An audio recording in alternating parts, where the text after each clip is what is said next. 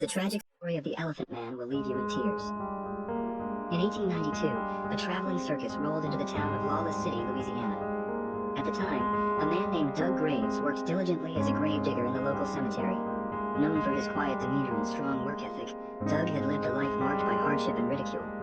Born in 1855, his mother and uncle's marriage dissolved shortly after his birth, leaving him in the care of his mother. From an early age, Doug was subjected to mockery because of his unusual appearance, earning him the cruel nickname, the Elephant Man. One night, while on a graveyard shift, Doug noticed the distant lights and sounds of the circus. Curiosity piqued, he decided to abandon his duties and sneak into the circus grounds.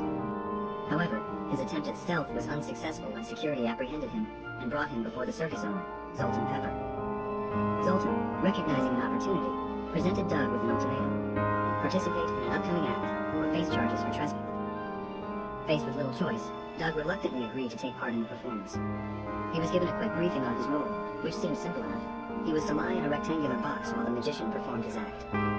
As the time for the act approached, Doug and the magician stepped onto the stage to a roar of applause. The Elephant Man crawled into the box, and the magician began the act. The goal was to create the appearance of sawing the box in half, and then magically putting it back together with Doug unharmed inside. The magician sawed the box in half, drawing gasps and cheers from the audience.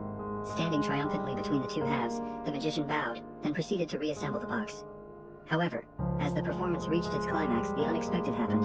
When the box was opened, a deafening silence fell over the crowd, quickly followed by horrified screams. Lock your doors if you see this man.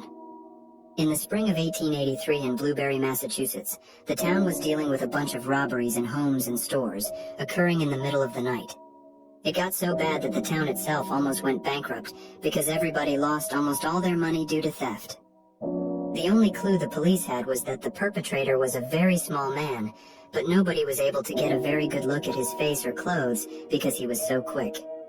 After a few months, Brady Thomas, a local baker, knew that any day the thief could strike his bakery, so he set up traps all around. A few days after initially setting up the traps around his bakery, he would walk in one early morning and hear a cage rattle, and he would approach it. When he got close, he noticed it was a small man with a red beard, wearing a green outfit inside of it. The small man in the cage would yell, "Let me go!" But Brady would go and get the local authorities.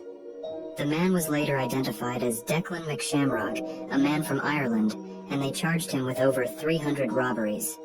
He was sentenced to 80 years behind bars, but after only 4 months, he escaped and was never seen again.